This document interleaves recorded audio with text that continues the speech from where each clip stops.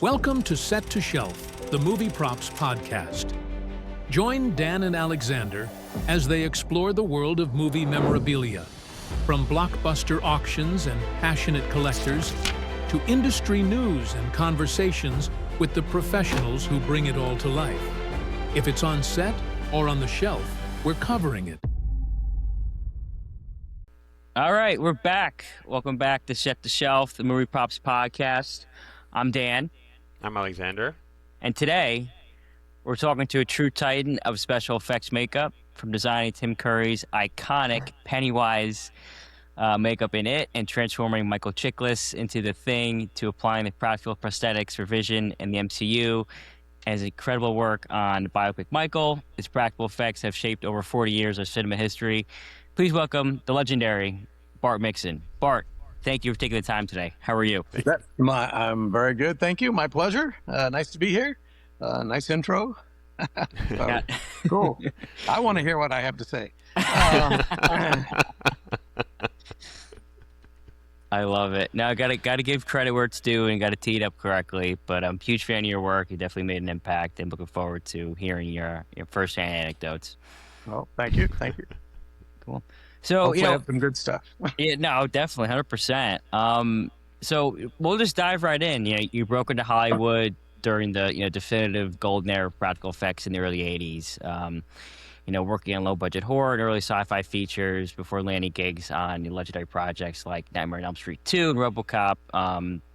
When you were first trying to make a name for yourself in the industry, what was it like back then? The hustle, like breaking in, getting your first experience, and really just getting that first job and feeling like you made it. Right. Well, it was difficult, particularly for me. I was living in Texas at the time.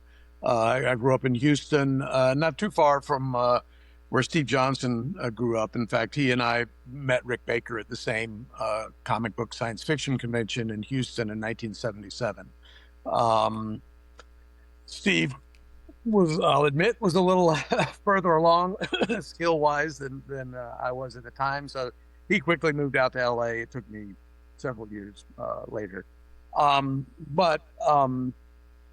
So trying to find work locally was tough. I would go through Famous Monsters, Variety, Hollywood Reporter, just anything. There was a Texas Film Commission. I joined that.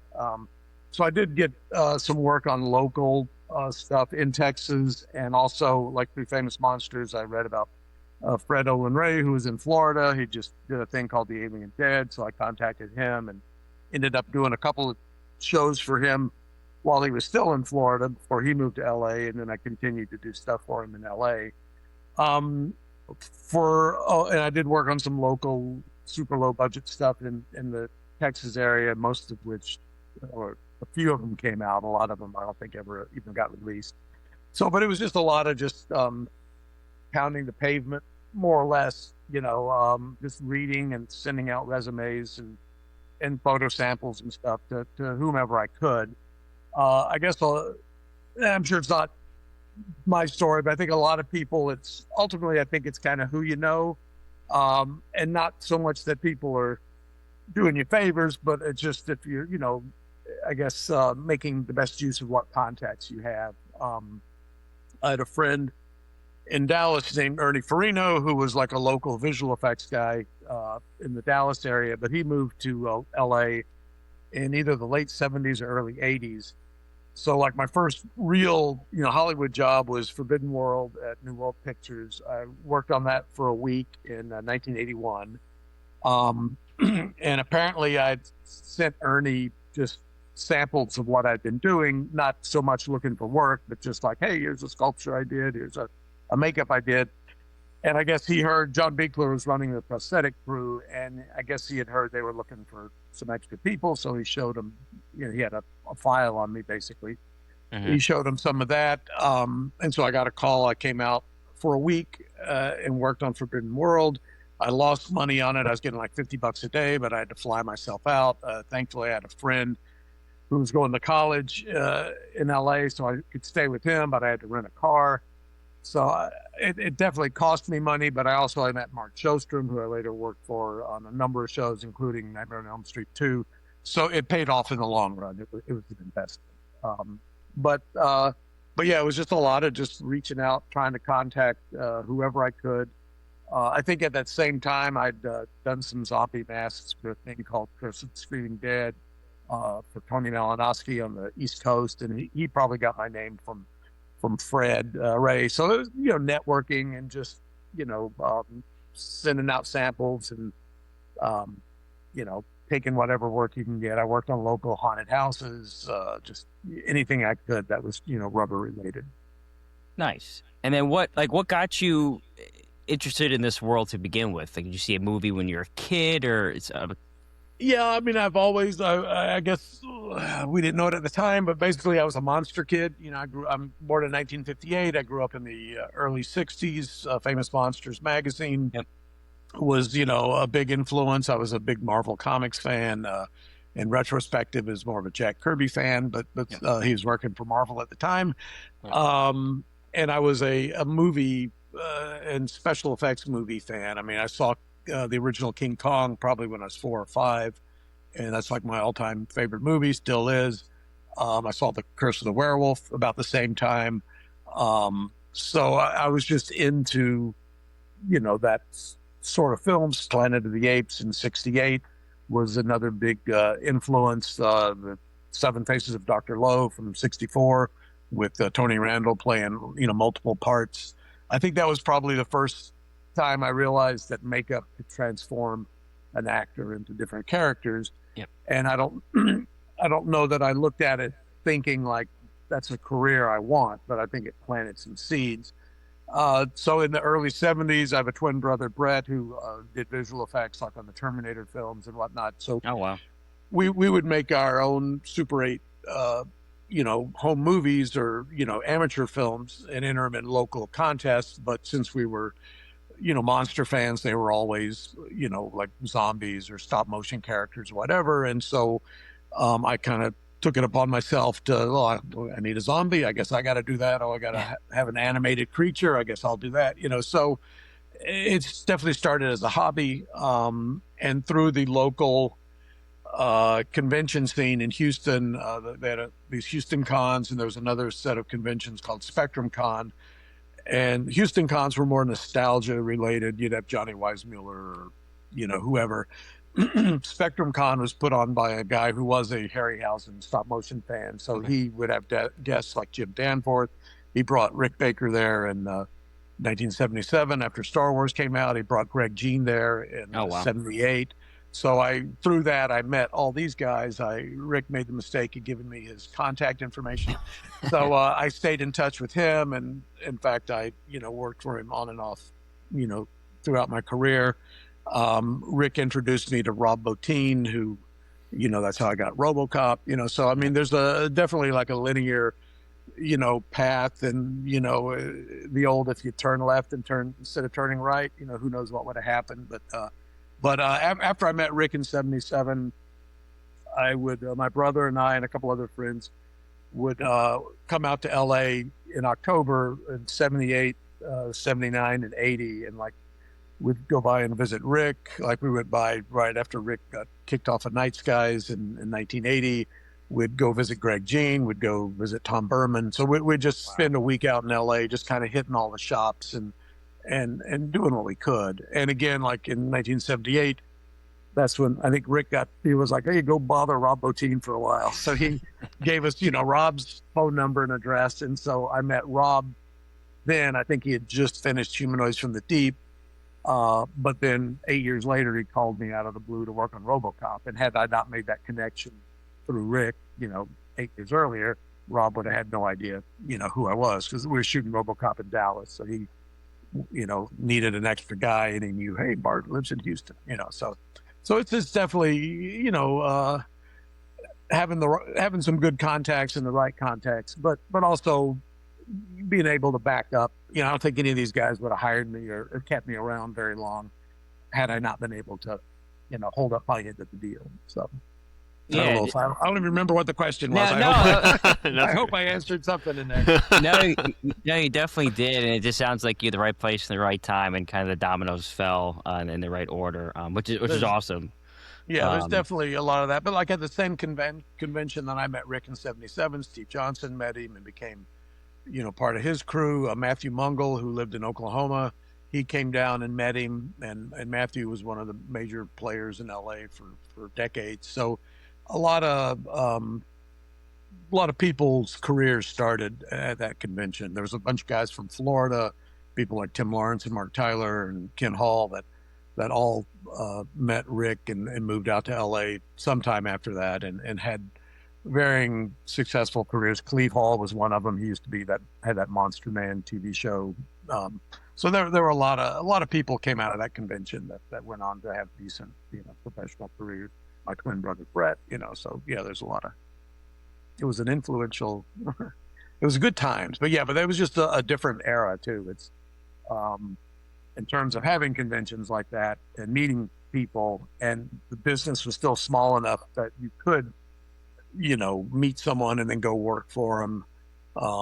And particularly that time, it seems like the makeup effects guys were like kind of superstars, and a lot of shows would be like, hey, you guys are the experts. We just want a cool monster. So whatever, you tell us.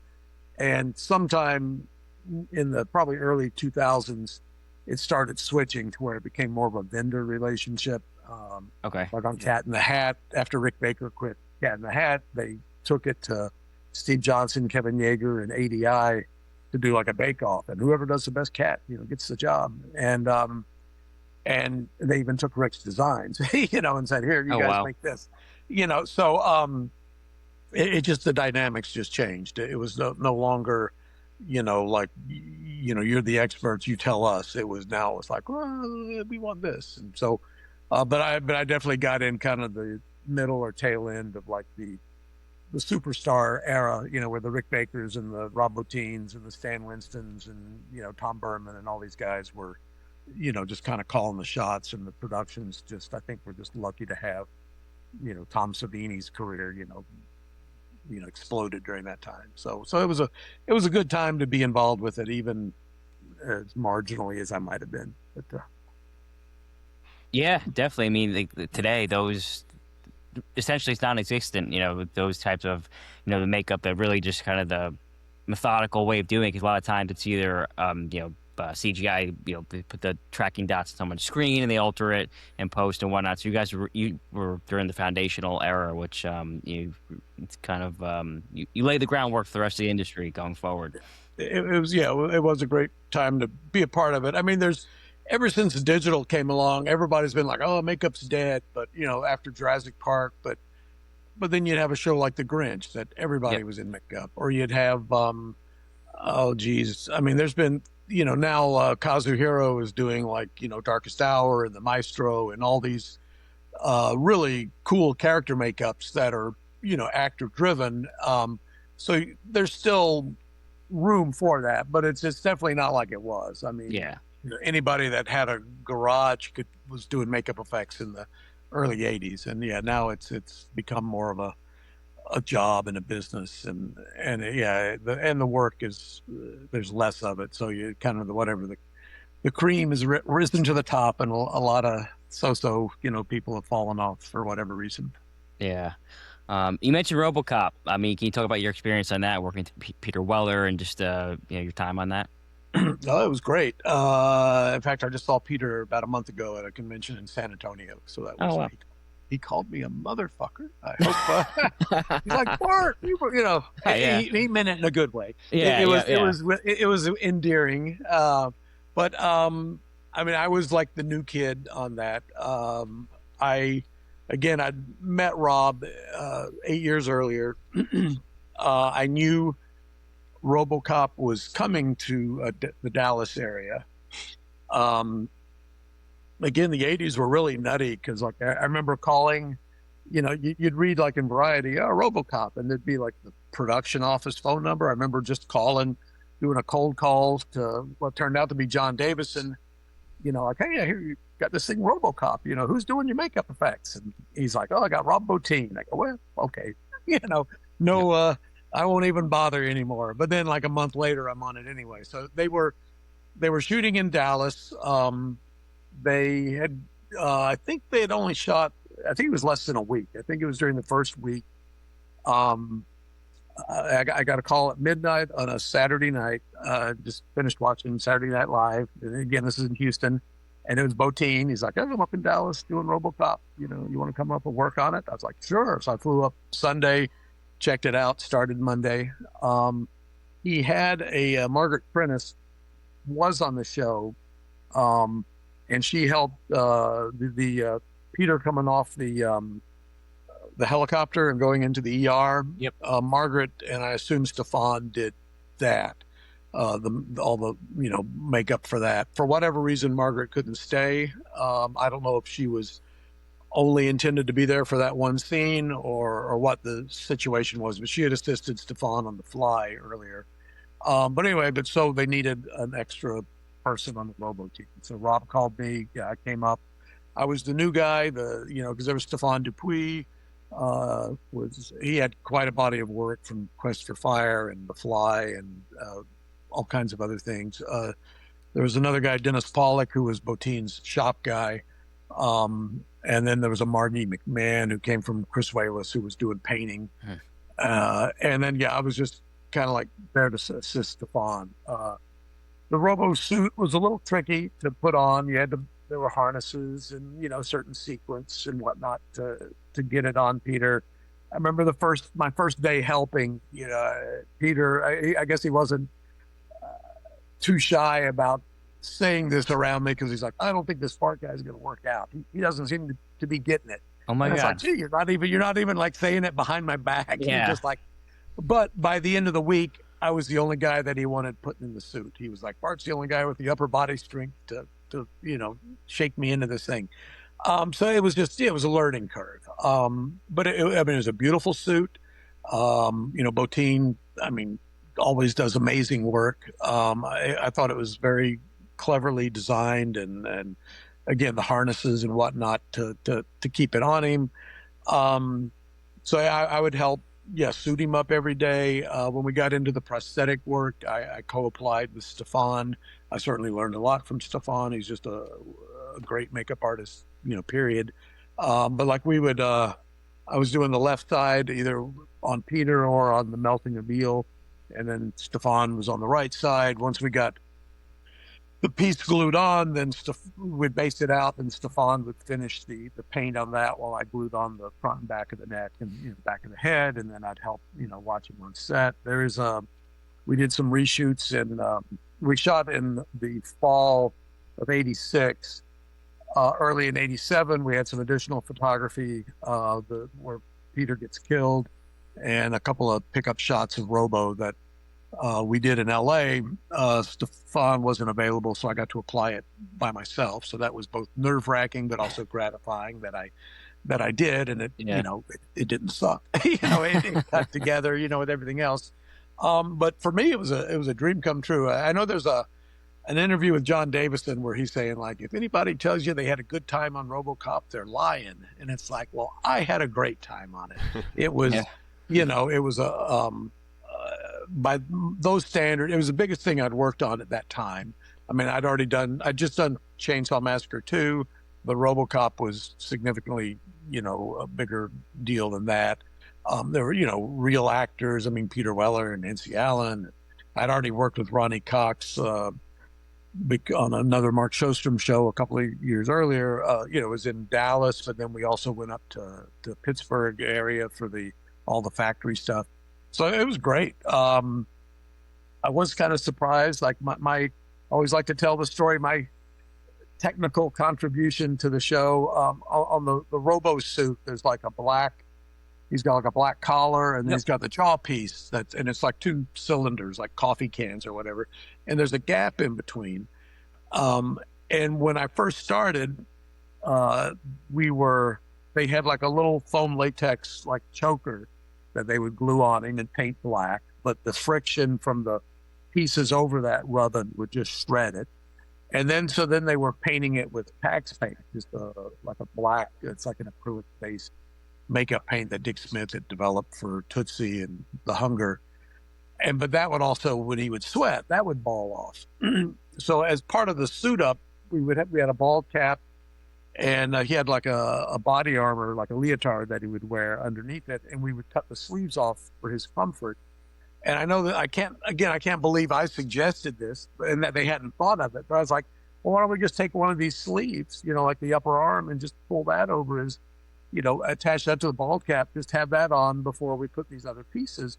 And that's what we ended up doing, and it worked great. But I'm thinking, Wow. like, well, I'm the local new guy, from Texas. It's like really, here's a guy from Rob Bottin's shop. Here's a guy that had just worked on The Fly, and you guys didn't think of this, So it's like, I guess, never be afraid to, if you got an idea, or if you think you can, improve on a situation. I got a text. Let me throw that out there. So don't be afraid to speak up. I mean, you might get shot down, but sometimes it works. And again, it was just such a ridiculously practical solution that I couldn't believe these other guys.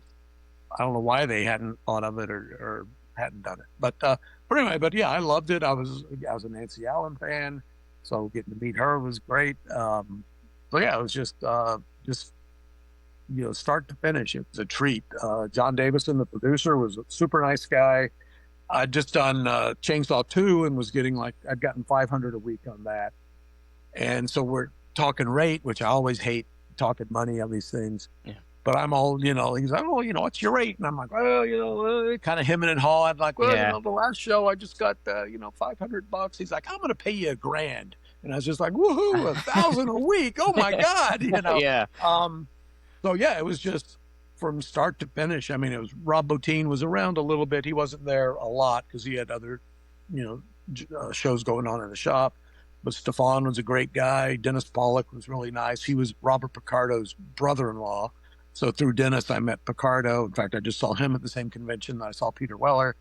So yeah, it was, and it turned out to be, maybe a little biased, but I think it's probably the best science fiction movie of the 80s. I mean, The Thing and Blade Runner is pretty cool too, but it's certainly in the top 3. And it was certainly the underdog, because those other movies, had enormous budgets compared to Robocop.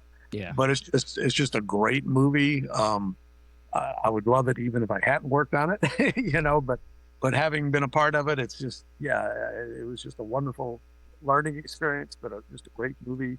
And then shortly after I did that, and then we came out and did the additional photography in LA. Then I moved out to LA right after that. So for various reasons, I just figured, like, if I'm going to make the big move, now's the time to do it, because this would be a decent calling card in terms of, like, hey, there's this thing Robocop that's coming out that I just did, or was a part of. So the timing and everything was great.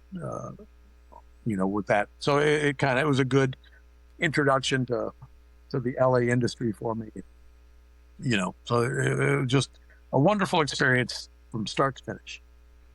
Yeah, no, definitely. That's awesome. I love that. No better time to move. Speaking of characters, I know Alex has a few questions, but I want to dive into this so we kind of get these chronologically. So you mentioned Nightmare on Elm Street 2. I'm a huge Freddy fan. Someone's car alarm's going off over here. So I'm a huge Freddy fan. So how was it to work, Robin Englund, just to get the prosthetics and, kind of just similarly to Robocop, your experience working on that. Because obviously Freddy's such an iconic, horror character, right, that transcends pop culture to this day. Yeah, there were, it was a great film to be a part of. Again, I'd met Mark Shostrom, on Forbidden World in 1981. I worked with him in 83 on a thing called Raw Courage. That's where I met Ronnie Cox. We did in 84, we did this thing called The Supernaturals, which was a Civil War zombie movie. And then, the producers of that were producing Elm Street 2, which they brought Mark in for that. So that was kind of the pathway that led us to that. At the time, they had a good relationship with Mark. So they offered him either Freddy or the Jesse transformation. Since Mark felt Freddy had already been done, So he chose the Jesse sequence. So that was where my efforts. So we interacted with Robert Englund when we had to, because he's bursting out of our piece. But Kevin Yeager redesigned the Freddy makeup, which I think that's probably my favorite version of Freddy, is the one that he did for part 2. So I was part of Mark Shostrom's team. We were on the Jesse transformation. So anything involving Mark Patton, like his mechanical tongue, or the big the big reveal when Freddy bursts out of him, that was all us. There was a couple, which I'd forgotten about this till later, but I guess at the end of the movie when Freddy gets all burned and then there's like this husk and then it kind of cracks off and Mark Patton's underneath it. I guess somebody else was supposed to be making that and didn't. And so I remember we got like a panic call, which thankfully our hours at the shop were ridiculous. So we were there pretty much 24 hours a day, but we just like banged that thing out in a couple of hours and drove it down to set. And there's this material called celluclay, which is like an instant paper mache. It's like a pulp, and you mix it with water and it turns into kind of a fibery clay. So we just had like a life cast of Mark, and we put like a bag over it or something and put all this stuff on it to make this cracked husk, and you can dry it with heat guns and stuff like that, or put it in an oven. But again, I'd forgotten, but just recently somebody had reminded me that we've done that as well. So I was like, oh, geez,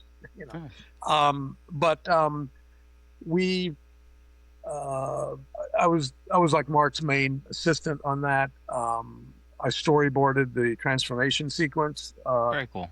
It was scripted one way that Mark wasn't too fond of. So Mark wanted to do boards of the way it was in the script and the way he wanted to do it. So I purposely drew the script version. I drew like real goofy, like the guy had freckles and, just looked like a nerd or whatever. And then ours, I drew bigger and just cooler. So the director did go, for ours. So I think part of that was probably, just because I made it look neater.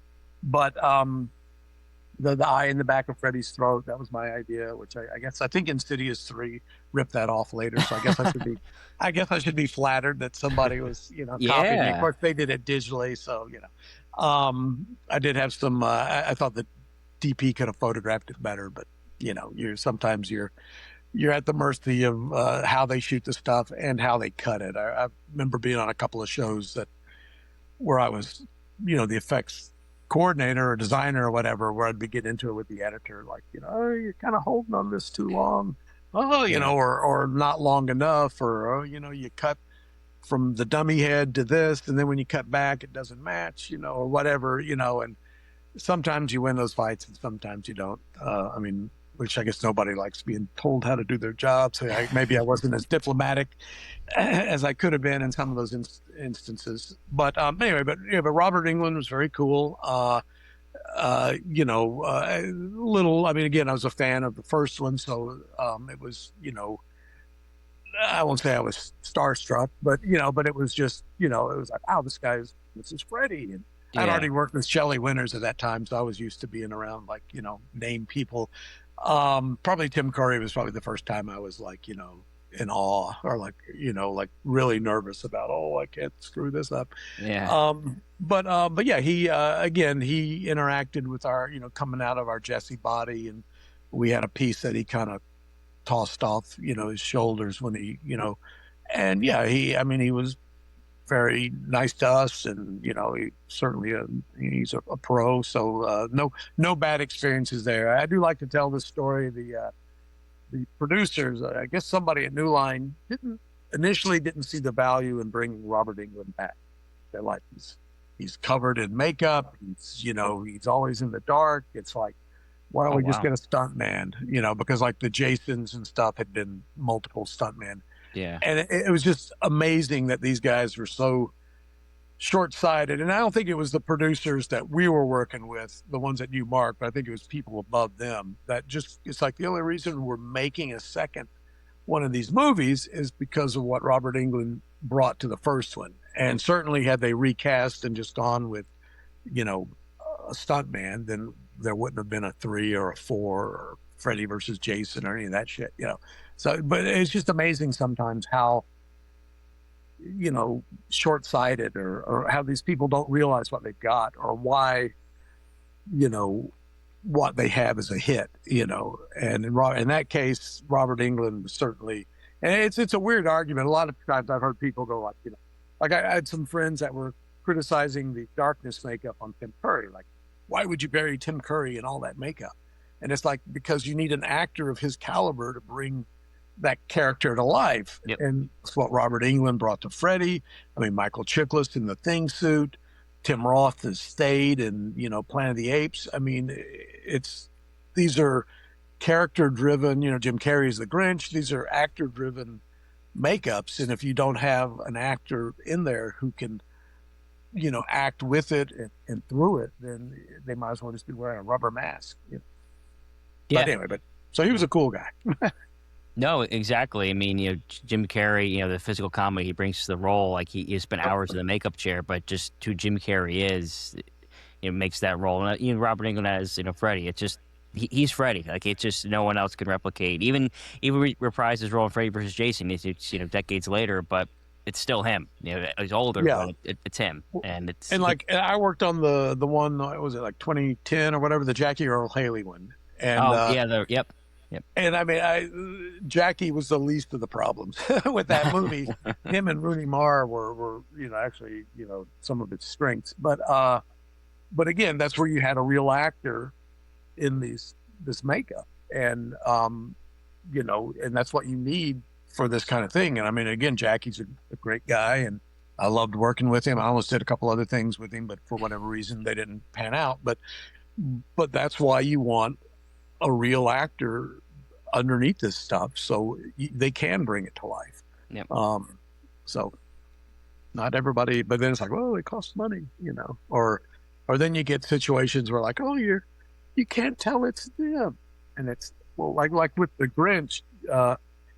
At one point, Universal, they were complaining like they were spending whatever $24 million Jim Carrey, and you can't tell it's Jim Carrey.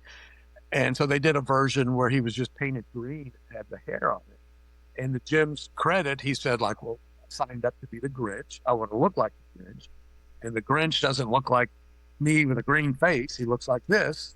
And so he basically chose, because I think Rick did about probably at least half a dozen makeup tests, you know, variations. One, again, that was just green paint. And Jim chose the one that, you know, we used in the movie. And again, to his credit, because, you know, who wants to, you know, and same thing, Universal didn't want all the Who's wearing the Who noses. You know, it's just crazy. It's like, well, you're making a fantasy movie here, you know, but you don't want any fantasy in it. So, but at least cooler heads prevailed, and, you know, turned out to be a great makeup film, and, you know, another Oscar for Rick, and, you know. But anyway, but that's, you do. In fact, I was going to mention with the on the Grinch, mostly I did a stunt double, who was a guy who had his whole career he'd been doubling Jim Carrey for, you know, a lot of his movies. But even this guy, like we did a shot where it was just his shadow on a wall, and you could tell it wasn't Jim. And Jim, they had to bring Jim in, and he had to do just the shadow, because just the physical nuances that he was doing, which I was kind of surprised that this stunt guy hadn't picked up on some of that, you know. Yeah. And they did get another more physical comedian who would do some of the doubling, who had it down a little better. But yeah, it was just so specific what he was doing that, like, even his shadow, it had to be. And so, you know, so he was worth the $24 million. You know? Well, which I guess they're doing. They're threatening to do a sequel, which I couldn't believe. Yeah. I'll be curious to see. I'll be curious to see if they stick with the makeup approach or if they do like a digital makeup. Because I would think, like, as an actor, I would not want some clown on a keyboard somewhere messing with my face and my performance. You know, at least with the makeup, they're there. Some of the makeups I've done, you know, like Luke Goss on Hellboy 2, he was or Tim Curry with it. Yeah. They were very involved in specifics that they wanted. And, yeah, I would not, once I filmed it and did whatever I did, I would not want some jerk on a, 6 months later on a computer screwing with it, because they can't resist not screwing with it. And, and again, like, movies like The Maestro or Darkest Hour, if those had been digital makeups, I mean, that would have been terrible. So yeah, I'll be curious to see. I'm assuming they're going to stick with the prosthetics on it. But yeah, that should be interesting to see how that goes. It was, speaking of prosthetics, actually, I wanted to show you something. So I collect myself. So it's actually behind me. I'm going to get it. Oh, okay. I'm going to have some more of my tea. Is that a Hellboy shirt he's wearing?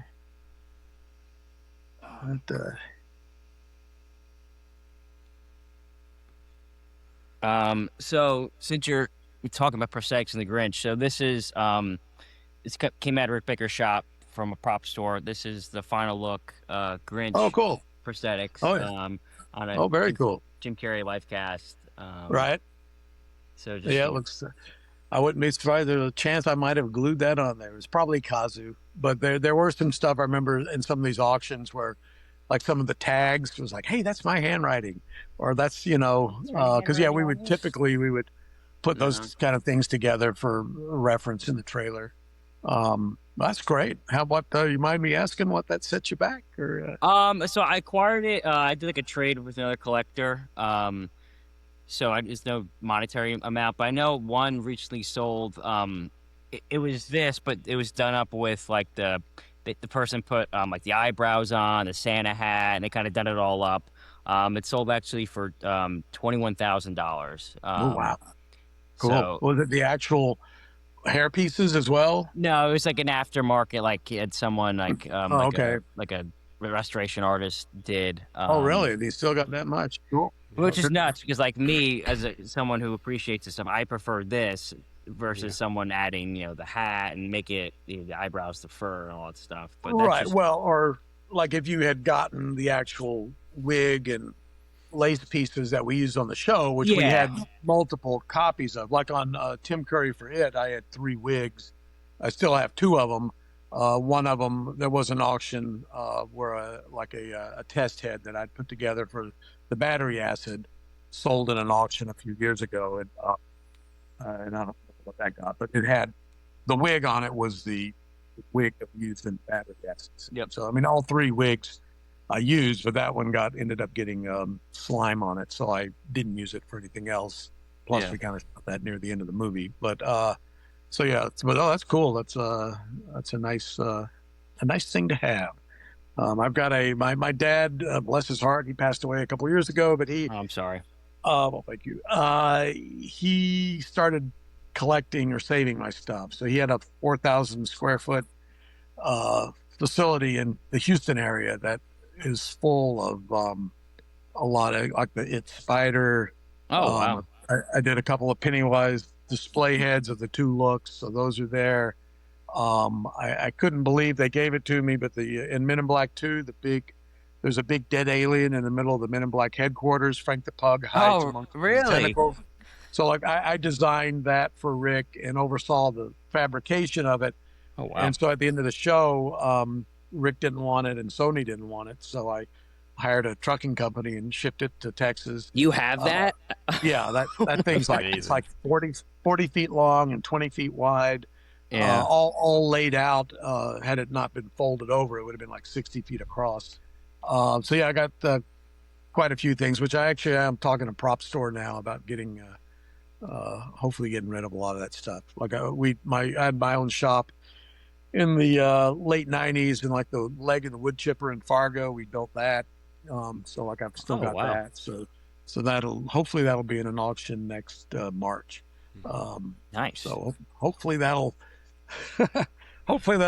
go, command a lovely figure. That was one of my questions. Like, are you a collector yourself? Do you keep anything from your work? Like, there's stuff like you want to keep, you don't want to part with, or something like sentimental to you that you want to keep for the rest of the life or whatever. I did to a degree. Again, it was very convenient that my dad kept the stuff. Yeah, because like with the It Spider, I did that over at Fantasy 2 Film Effects, Mm-hmm. and we had to keep it intact because there was possible reshoots and whatever. So I remember I told him multiple times, like, well, whenever you're done with this, my dad wants it, so let me know. And my brother worked there on a fairly regular basis, so maybe I was just dropping by to have lunch with him, or maybe he actually called me. But I go over there and they're like ripping the thing apart, taking all the servos out and like dismantling the legs because there were some aluminum joints, and they're just throwing it away. And I'm like, well, what the hell? And they go, well, if your dad wants it, tell him to come get it. We got to get it out of here. So he literally drove from Houston. I called him. He jumped in a truck with a trailer. He was there from Houston to LA in like a day and a half, and put it on this trailer and took it back. And that kind of started his saving this stuff. And eventually he just found that he had so much of it, and he built commercial warehouses anyway and rented them for a living. And then I grew up in actually a suburb of Houston called South Houston. It was its own little city. So between my stuff, he had like some antique cars. He had like a gun collection, like over 200 guns, which we sold in a heritage auction about last Christmas. But anyway, so he found that he basically had a warehouse full of stuff. So he set up this pseudo museum, and the front quarter of it was like his guns and a Korean War like memorial because he was in Korea. Down the middle was about a half a dozen old cars, from, Model Ts to Jaguars. Wow. And then along either side were like our movie posters of things that my brother and I had worked on, and a lot of physical props of stuff that I had done. And then a buddy of ours, Tom Hester, who worked with Greg Canham on Cocoon, gave us one of the dead aliens, the one at the end where they open the cocoon and the alien's dying. He gave us that, so that's in there. Stuff from Fright Night 2, from, I don't know, just pretty much anything that I was responsible for or that I could get, I would let him have. So it was an interesting collection of stuff. But yeah, now we're going to try and liquidate most of it. Unfortunately, that Men in Black 2 alien is just so big. Not sure what's going to happen to that, but I certainly don't want it to end up in a landfill somewhere. So hopefully I can find a good home for that. But and even that was even too much for Prop Store. They were like, yeah, that's a bit much. Oh, wow. But because it's just ridiculously huge. It's same thing like when Rick sold his on his auction. He had like the Edgar bug from the first Men in Black, which was like 60 feet tall and beautiful piece. But it's like, who the hell's got room for something like that, But so most of what I like out of all the stuff in this building, I've got 2 Pennywise display heads that I'll probably hang on to those the longest, just because Pennywise and he's my baby. And and also it's still in fairly good shape. Unfortunately, the stuff's rubber. It doesn't last forever. A lot of this stuff's going on 40 years old. So, it's in, varying degrees of, even if it's worth keeping. And I do have a nice, from The Vision on Infinity War, a buddy of mine that was helping me apply the makeup. He had a shop in Atlanta. So I'm not sure how he came by these Paul Bettany heads, but he made a couple of busts and, painted them Vision red. And then, maybe a couple of cowls that were no longer usable on film, but that were thrown away, might have ended up in our so we gave Paul one, and then the 2 of us have one. So that's something else that's pretty cool that I probably hang on to, and at least that's fiberglass and urethane, so that's going to last a lot longer than. Yeah, I think I saw him post on his Instagram recently. I guess he had like a head. It was resting in someone's bed or something. Or I don't know if you posted it. I saw it on someone's on my feed recently. I think Paul had. I think he had like his kid had like put it in his bed or something. That does sound weird. Yep. I got him. I know the guys who run Sideshow Collectibles. So like when we were doing Infinity War, I called up Matt Falls, the head guy with that, and I was like, hey, Paul Bettany would love to have a Vision, figure. So, they sent him one of those. So, it's So that those are probably the only things that I'll make any effort to really hang on to. Hmm. Makes sense, definitely. But it's just the space. I mean, Right. Yeah. the room to store this stuff is just, crazy. So, and I've got a small house. So. So you mentioned Pennywise. Obviously, that character. Obviously, your baby. Obviously you've seen it. With Tim Curry, and obviously now it's Skarsgård. Transcending to 2 films, and then obviously a television series now. So, maybe we'll just start from square one. How did you come up with design, the makeup, that whole process? Because it's truly just groundbreaking. Well, thank you. Like I tell Rick, it's nice to have one. Guys like him and Stan Winston have got a whole career full of these memorable characters. So yeah, it's nice to be associated with one. It was Tommy Lee Wallace was the director. He had done Fright Night 2 at Fantasy 2, and Gene Warren Jr., who owned Fantasy 2, he wanted to kind of be able to compete with like Boss Films in terms of offering. He was primarily miniature effects and opticals, but he wanted to have a creature shop. So I set up a creature shop there for Fright Night 2, and then it was the next job that we did. So Tommy was very happy with everything that we'd done, both visual effects and makeup effects on Fright Night. So it was natural for him to come back, to Fantasy 2 for that. So I was, brought back in as the makeup end of it. Pretty much like you do anything. I mean, this was before Photoshop. So, I started initially just sketching, read the script. I think I read the chunk of the book that described him. I just started doing sketches, did a lot of clown research, going to the library. Back then you couldn't go online, so you had to go to the library. I found very quickly that without having an actor, some makeups are very actor driven, and Pennywise was certainly one. I think my initial thinking was doing more of like something maskier, where it would be like a cowl and facial pieces and all that. But Tim made it clear early on that after Legend, he wanted to wear as little prosthetics as possible. In fact, I think he would have been happy with just a rubber bald cap, like a normal circus clown would wear. Oh, wow. But we needed a certain thickness to hide some rigging for when he gets the hole blown in his head. So at least I was able. And Tommy also kind of wanted like a light bulb shaped head. So I was able to, as long as I could plead my case and have a good reason for why we were doing what we were doing, then he was, Tim was cool with it. But anyway, so once Tim was cast, I got a nice front view headshot of him and just did a tracing of that, and then just did multiple drawings over that of different clown variations. I probably did about 6 or 8 different like head shapes and nose shapes and stuff. That Pennywise documentary that came out a couple of years ago has got a nice piece in there where they took my initial drawing and then just dissolved all the different designs over it. So, just the various, incarnations. I did a stack of those. I sent those to Tommy. He was already I was in Burbank. He was already setting up the production office in Vancouver. He picked, I guess he picked 3 that he liked. And then I did what we call clay sketches, where I took Tim's bust. We had already taken his life cast. So we made 3 plaster heads, and then I just did quick sculpts of these in water-based clay and sealed them, and did kind of a suggestion of a paint scheme, some that had been reflected in some of these sketches. Sent those to Tommy. He picked the one that we ended up using in the movie. So then I resculpted that to be a prosthetic makeup, because the sculpture I had done wasn't, moldable in terms of a makeup. At that time, it was the head shape, it was the nose, and then it was also cheekbones and a chin.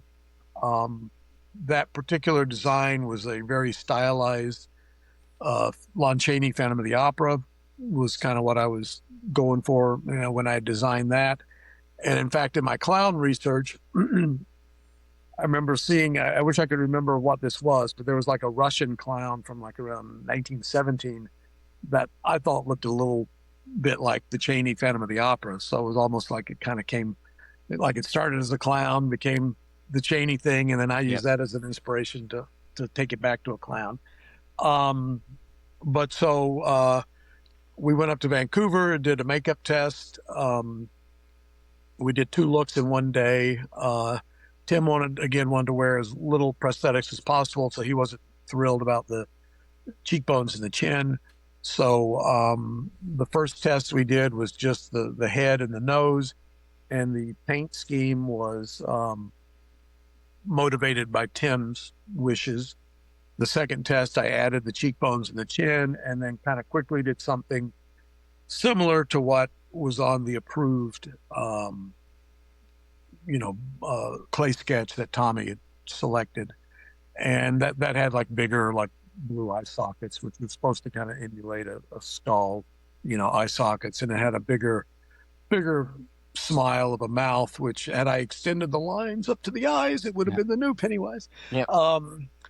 But then we kind of met in the middle. There was another test where my assistant, Joanne Smith, was up there, and her and Tim and Tommy did like a third pass to kind of hone it in a little more. And then when we came up and actually started shooting, then we refined it even more. In fact, if you look at particularly the eyebrows, but even I think some of the triangles with the eyes changed the first couple of times we did it. It took a while to kind of land on the specifics of that. I don't know why I didn't make a template to at least do the eyes each time, because I just freehanded that, which was pain in the ass, But at least it was his base makeup was Pax paint, which is acrylic paint and an acrylic adhesive. And so once it dries and powders it, it's basically like a plastic film. So like if I screwed up an eyebrow, I could either just paint over it and redraw it, or wipe it off without disturbing the Pax makeup. I know I tried different things. I may have used a Sharpie at some point to draw some of those on. Again, this Pax it's like a layer of, again, it's just this paint and plastic, so it's not like I was would be drawing on his face. But I know we kind of went around finding some good makeup that would last around his eyes, because the Pax, I didn't do the Pax on his eyelids. I just took it right up to the orbit of his eye. But otherwise, after that, it was fairly standard, makeup pencils and paint, for the lip. The nose is a prosthetic. Under the nose, it blends off. It's not just like a ball clown nose. It does have like nostrils, and it blends into the middle of his lip. Again, I think Tim was just seeing him more as like a guy dressed as a clown, whereas my approach was it's an illusion that he's projecting to lure these children in. So I wanted it to be kind of stylized and almost like a living cartoon, like something as inoffensive as possible, so that the kids would approach it. I think the new Pennywise makeup is cool, and I've gotten to apply it a couple of times for like promotional stuff, but it's just so creepy looking that I don't see that story-wise, I don't think a kid would come anywhere near that. So the stuff has to service the story. It is, I mean, a lot of people don't like to admit it, but basically it's commercial art. It's, you've got the clients, the director, and the actor, that you're making them happy. Hopefully you're making yourself happy.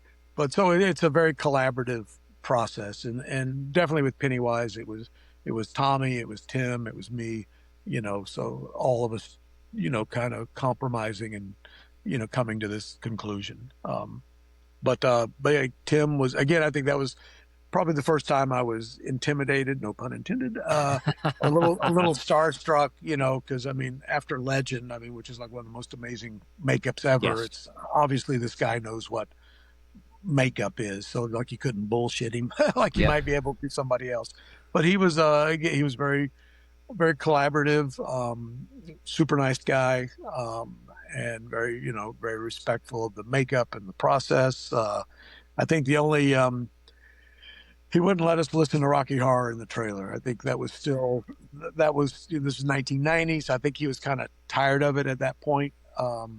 So, I had like a best of Tim Curry CD that he had a couple of albums out by that point. Nice.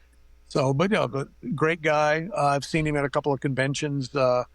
Recently, since he's had the stroke, I've probably seen him 4 or 5 times. And in fact, one of the last Monster Paloozas he was at, I still have the mold for his live cast. So I had a friend of mine run a bust, like a face out of it that I gave to him. And I guess for some reason, apparently he hadn't gotten a copy of the Pennywise documentary, and I had a few extras, so like I gave him one of those. So Nice. That's awesome. Nice. yeah, and anytime I see him, he's very, very complimentary of the makeup. I will say the battery acid look, again, I have Tim to thank for this. We didn't shoot that in Vancouver. They ran out of time. The day was going long or whatever. They didn't want to take the time to change him over into it. So we shot that scene with the normal look. Mhm. And in fact, during post-production, I had to make a stop-motion miniature of Tim for the couple of shots of him going down the drain. The drain, yep. And at the time we were sculpting that, the word was that it was just going to be the normal look. So we sculpted it with the regular Pennywise look. Literally the day I just got the stone on the front half of the figure. It was about was it 12 or 18 inches tall? Anyway, I got the mold on the front half, so the face is committed to stone. And then they come back and go like, oh, we're going to use the battery acid look. So then I had to make like a miniature prosthetic to put on the stop motion puppet so it would match. But the only reason that we reshot it with the battery acid was because Tim, said he would do it. He was like, oh, I saw the pieces. He was very complimentary about that. He goes, oh, it'd be a shame, Bart did all this lovely work. It'd be a shame for it not to be in the movie, but we've got to shoot it in one day, which it was only a handful of shots anyway. So it was easy we shot that at Fantasy 2. But anyway, so they were completely prepared not to use it. So the only reason that thing exists beyond a concept is that Tim went to bat and said, I'll wear it. So I'm forever grateful for that because it's, it's cool. I like being associated with both of them, but the battery acid it's my sculpture. It's my design, my sculpture. Just that's me start to finish, So it's cool to have something like that. So both of these looks, which I think, I guess have become fairly iconic, but, again, if it not for Tim and his generosity, then that wouldn't have made it into the movie. So I'm forever grateful. Nice. That's awesome. That's a cool story. And the current Pennywise design, like you said, it's has to kind of blend of like being realistic for kids to want to approach, and obviously this current design, the modern design, it's pretty terrifying, to be honest, to be blunt about it. So kind of how do you, what's your take on when something gets remade, maybe stepping outside of your work, something gets remade, repurposed to a modern take on an original character? People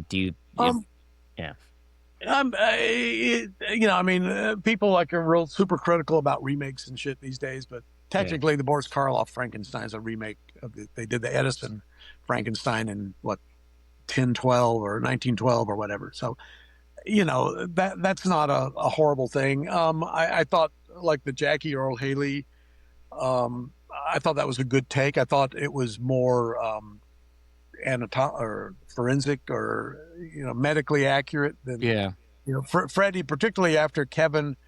Once it went away from Kevin, I think he did 2, 3, and 4, and then it's gotten redesigned a few times to where it's just way too cartoony. In fact, the new Nightmare, I think, I was like, what the hell is that even supposed to be?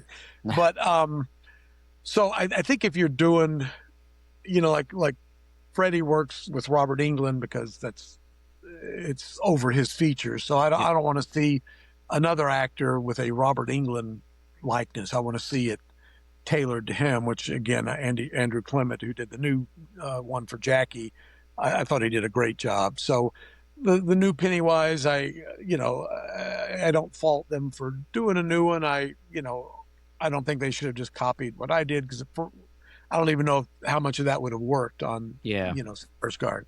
Although I will say I'm still buddies with Jermaine Clement. I did him as Boris the Animal in Men in Black 3.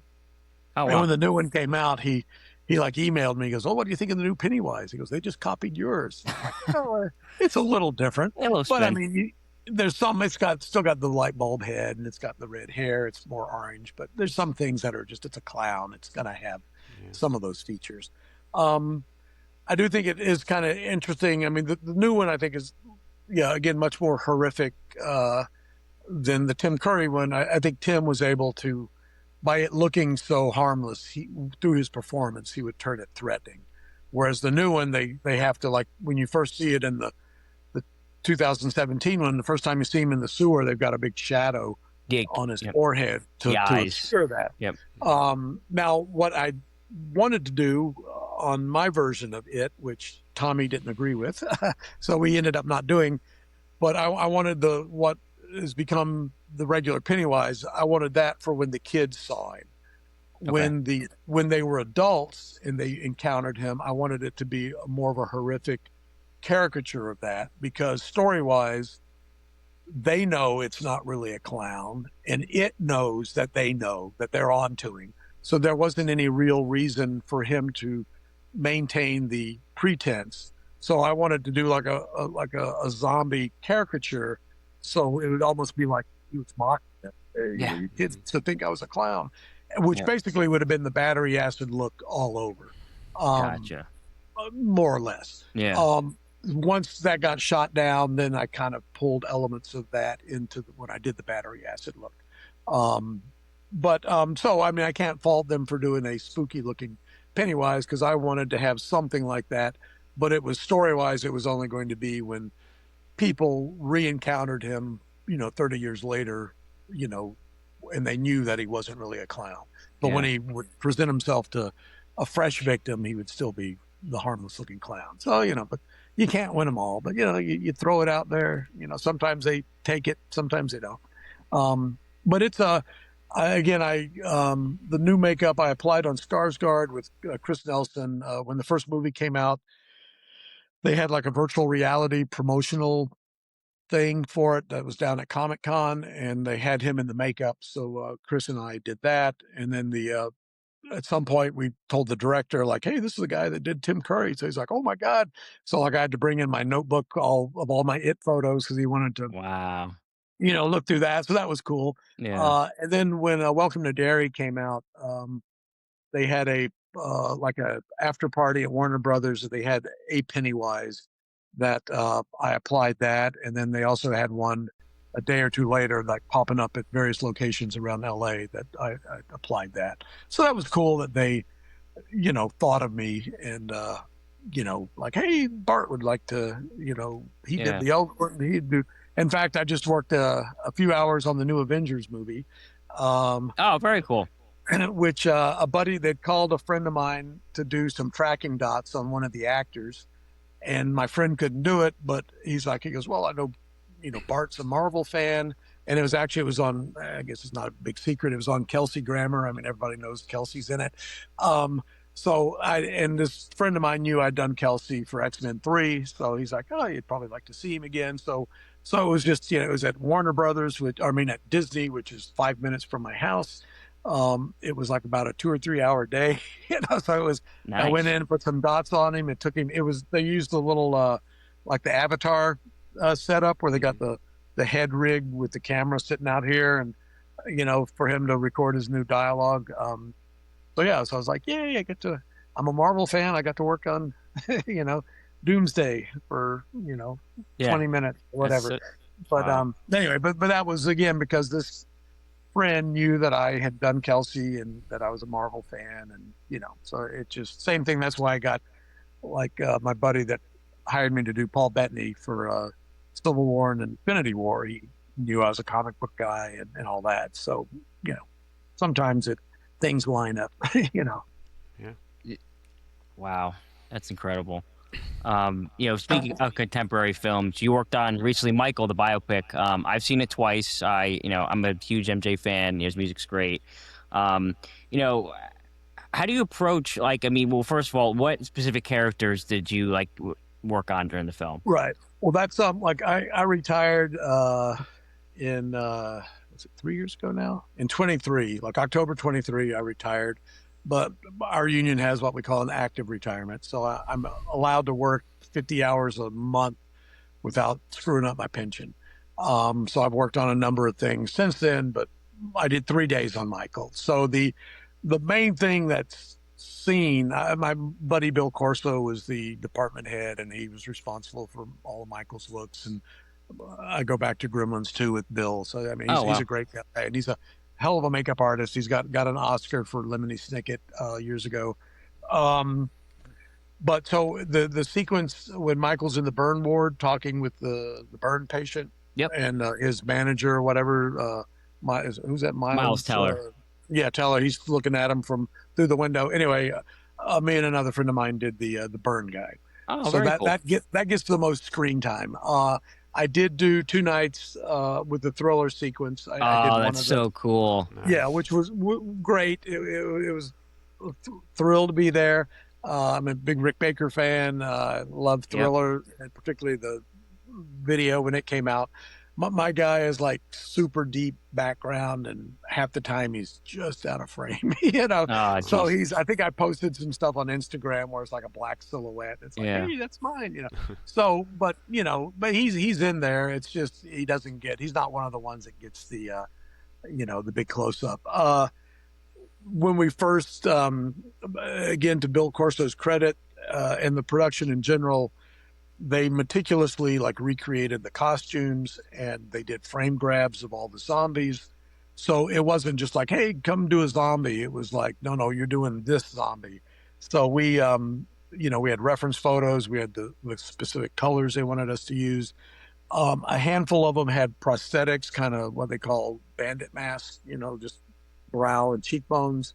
Mine didn't. He was just a paint zombie. And I remember initially that's kind of like, you're like a little offended, like, well, why don't I get to do a prosthetic? I want to glue rubber on the guy. Yeah. But then after a 14-hour day, and it took me 5 minutes to clean my guy up, and the prosthetic guys took like a half hour, an hour. I'm like, thank you for giving me a paint zombie, But it was shot in the same crappy part of LA that they shot the original video.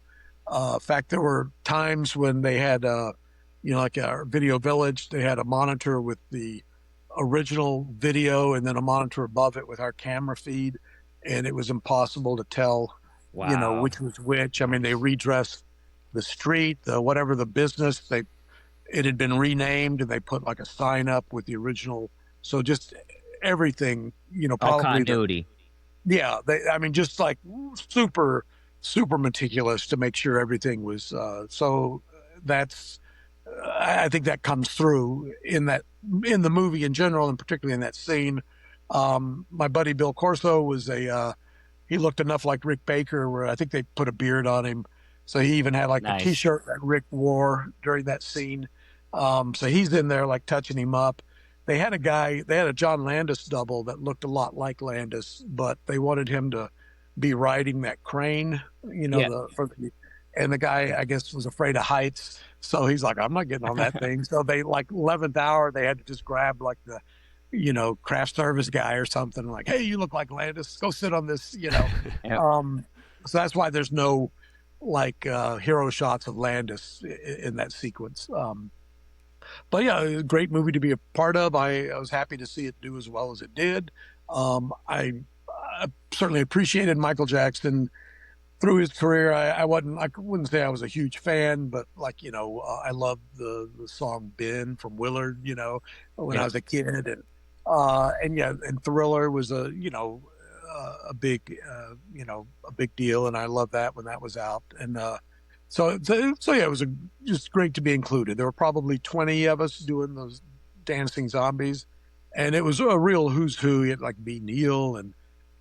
V worked on it. Oh, wow. V was there.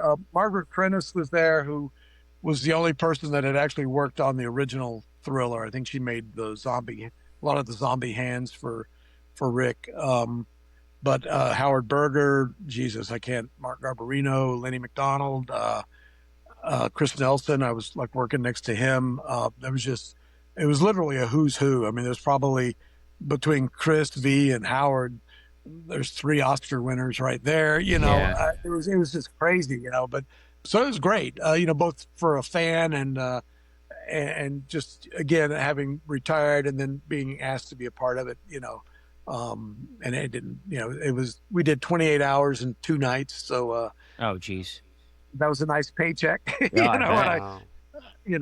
Wow. so that was just positive overall. My guy was nice that I did, and I was happy with.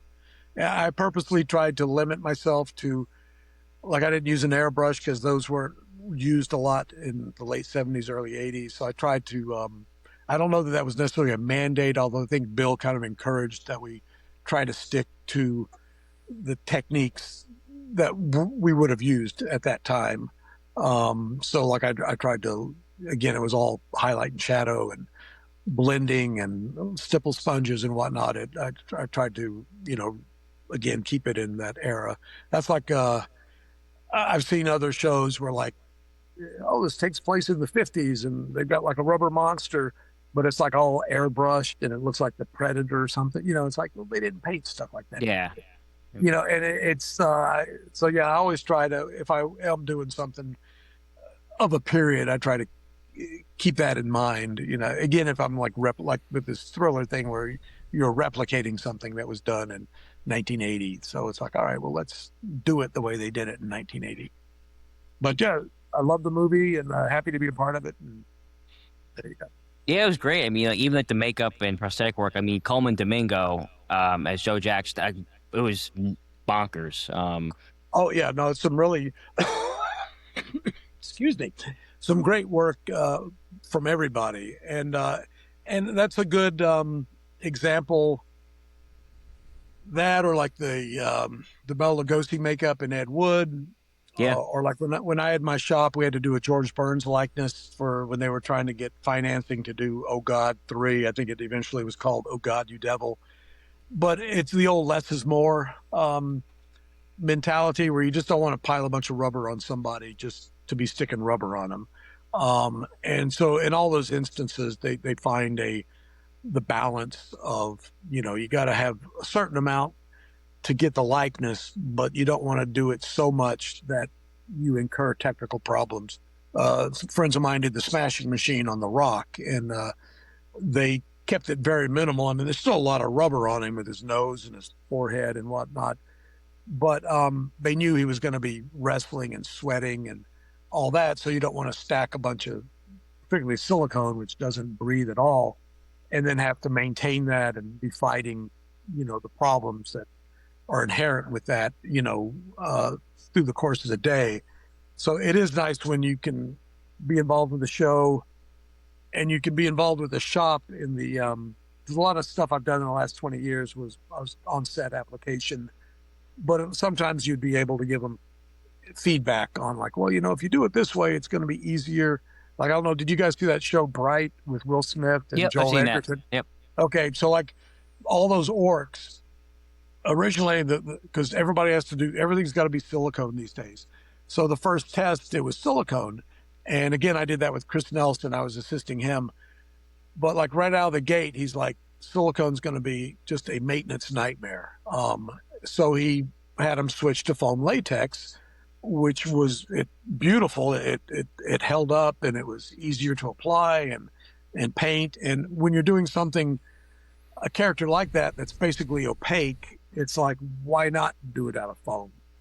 When I worked on Norbit, the Eddie Murphy, where he plays this heavy woman, Rasputia, but he also plays this Korean guy, Mr. Wong.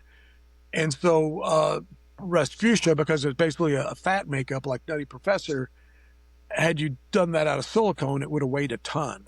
And it would have been very uncomfortable for Eddie. It would have been hard to maintain and keep up with. So they did that out of foam latex because it was lightweight and it was darker tones that you didn't need the translucency. Whereas Mr. Wong was an old Asian character, and he had, like a thin neck, and he had the cords on his neck, and you did need the translucency. So it made sense for that to be silicone. So it's nice when you can pick the right material, for the job. When I did Boris the Animal for Men in Black 3, his face and his ears were silicone. His neck was a prosthetics transfer, which is basically thickened glue. It's like almost like a temporary tattoo. You stick it on and wet it, and but his palms were foam latex because those needed to be tough and durable. The backs of his hands were old age stipple. So I almost made his ears out of gelatin just so I could have one of everything, silicone, gelatin, transfer, foam, latex, but it was basically just going through the makeup and saying, this is going to work better here. Like the transfer was real quick to apply on his neck. It could have been silicone, but it would have taken like twice as long. Yeah. But again, because I was at Rick's as the makeup was being developed and doing all the initial testing and stuff, I could, let's do this part this way. Let's do this part this way. Same thing on Joel Edgerton on Bright. Initially, his ear was a foam latex, like a Spock ear. And that took like probably 30 minutes just to glue these stupid ears on. And we were like, if you made him out of a latex shell that just popped over his ear, we can stick it on in 30 seconds. And so the shop pivoted and did that for us. It was like all the Who ears and the Grinch were all slip latex that just shells that just went over and it's blended off in the front. And I mean, they worked beautifully. So again, sometimes you're able to, get with the shop and say, if you do this way, it's going to speed it up on set. It's going to work better. It's going to, sometimes you can't. Sometimes you're just given whatever and you have to make it work. But it's nice when they listen to you because it's like, I'm the guy there who's, having to make this work day out of day. So, anyway, so it's collaborative, with the shop and with the actor, with everybody. I don't know how I got off on that tangent, but, but I did. I tend to wander, so feel free to tell me to shut up and get back on topic. I kind of want to go back to The Cat in the Hat, as I'm a huge Mike Myers fan, and I kind of want to hear the stories. What was your involvement to work in that production, and did you work with Mike Myers? How was it? Just the whole experience. Okay, I'm glad to hear there's some fans of that. I always wanted, after we did, because I worked on The Grinch and I worked on Cat in the Hat, so I want to do a Grinch versus Cat, kind of like a Frankenstein meets a Wolfman. But I guess I think the Seuss estate was not real pleased with Cat in the Hat, so they were like, no more live action. I was brought on. Steve Johnson ended up getting that. My buddy Lenny McDonald was working at Steve's, and he knew that I had been involved with the Grinch, so they brought me on to like be the coordinator for that. And then I brought in key people from the Grinch to like the way we had the way they could breathe, since the nose was up here. They had these little, inside the prosthetic, they had little vacuum form hollow chambers that would go from his nostrils to those nostrils. And some of them had little cones that went to the whisker hairs, the whisker holes in his muzzle, so that he could get more air, through that. So there was a lot of technical, weird stuff that, had to be worked out. Overall, Mike was fine. He, his main deal, he wanted to be in the loop and made aware of stuff as early on as possible so that he could figure out what kind of shtick he was going to do with it. The only time he never got pissed at us, because we always honored that and showed him stuff days, if not weeks ahead of time. I remember there was a scene where he's having the kids sign the contract for them to whatever I forget the point of it. But anyway, it's like this big thick contract, and he's got all this, sign here, and he's got all this specific stuff. But like the guys gave it to him the day that morning, and he's like, I got to work with this in, an hour. He goes, I got to figure all this shit out. He goes, I wanted to see this. So we just made a point of, getting everything ahead of time. He was very involved with just developing the gags and stuff. Frequently, I'd have to go over to his office in Hollywood, and he was, watching cartoons and stuff to try and get, ideas for sight gags and things. He wasn't, which is interesting, that he plays all these makeup characters, but then he kind of had issues with wearing the makeup, which is kind of like, well, you're the one, why do you choose these roles if you don't want to wear this stuff? But like he told us that he thought, because he had like a foam latex muzzle. Well, actually backing up a little, the makeup test, we had to get the job, they did a makeup test on his double. And so they did a specific, basically it was full coverage except for just around the eyes. And then they go, okay, that's the one. That's what we're going to go with. But Michael doesn't want to wear a full face makeup. He just wants to wear as little as possible, basically like a who knows. And it's like, well, but you picked, the one you picked. So there were some technical issues. The DP, the way he would light it from the side instead of, if you light it from the front, you kind of blow it out and all the wrinkles and stuff were softened, but lighting it from the side accentuated all that. So they would be like, well, how come the test looks so smooth and this doesn't? And it goes, well, because the test, he was covered in rubber and this he's not. But it was like, tell your DP to shoot it, because there's one day in dailies where they had lit it from the front and it looked beautiful. It's like, well, there you go. Shoot it like that. Oh, that's not the way I'm shooting it. It's like, well, okay. So they went back in post and they rotoed and blew out the face to kind of soften the, because he's whatever, I forget how old he was, but he wasn't a baby smooth, kid. So there were lines that, you just couldn't avoid. But again, I was going to say he early on, he told us he didn't like the way the foam latex smelled. He thought it smelled like ass. So our foam technician was putting like vanilla extract into the foam. The foam latex kind of has like a sulfury smell. You probably know from your Grinch head. Oh yes, I know the smell all too well. So he would put the vanilla extract into the formula to try and sweeten it up a little. He would box the prosthetics with potpourri bags to try and kill the smell.